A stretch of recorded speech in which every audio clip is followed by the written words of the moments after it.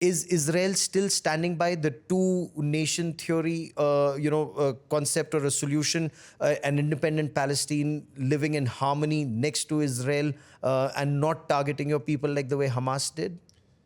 We don't have an interest to control the daily lives of Palestinians outside Israel.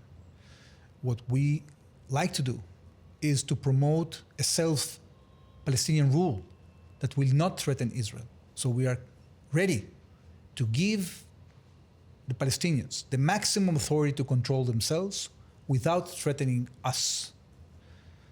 But no Hamas in the Gaza Strip, for example. Because Hamas is completely committed to destroy the state of Israel.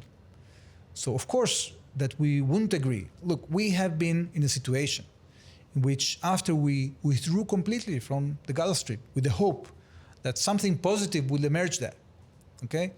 We've taken out all the settlements from there, even the graveyards we took out. Yeah. We left there nurseries, means to make a living. What Hamas did, a few months after we left, they completely destroyed the nurseries. They engaged in creating a war machine against us. And for years, we tried to avoid from going back to the Gaza Strip. We had zero interest of controlling the Gaza Strip. But we were left with no choice when they committed these terrible atrocities against us. And what happens now? Because now President Donald Trump says he wants to build a Riviera there. And so now Israel will have to stay there until Hamas is removed. We will have to contemplate new forces coming up, more moderate forces that will engage in de-radicalization of the population in Gaza, that will engage in construction, that will distance itself from terrorism, will distance itself from attacking the state of Israel.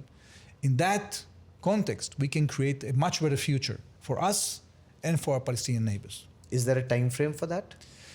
I think it depends completely on the willingness of the Palestinian people. If they continue supporting Hamas and harboring them, and if Hamas manages to take control, to take a grip on the population, then it's going to be harder. That's why Israel has been, for example, not only taking more territory of Gaza and cleaning it up from the terrorist infrastructure, but also we've been taking control of the humanitarian assistance, because what Hamas was doing is sequestrating the humanitarian assistance and then selling it to the population. And that way they were keeping a grip on power. So now we are changing that. We are supplying the Palestinians assistance in different ways through the GHF, the humanitarian group, the NGO that is giving assistance to meals to the Palestinians, through direct supply to bakeries, through UN bodies, etc. And we are doing the best that we can in order to get Hamas to be less influential on the daily lives of Palestinians. Unfortunately, as you know, they've been hiding behind civilians. They are, taking off their uniform and blending themselves in the population. They are using schools and mosques and other installations in order to continue their operations. So this is a systematic effort that is slowly advancing. We are now controlling more than half of the Gaza Strip. We've been bringing back our hostages in deals. Sorry.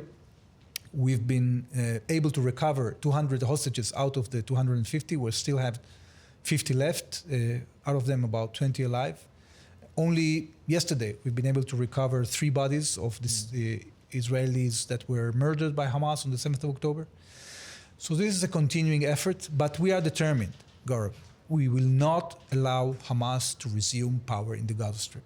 This will not happen, even if we sign another temporary ceasefire to bring back more hostages. We are not going to give in to the demand of Hamas to allow them to rearm and regroup. This will not happen.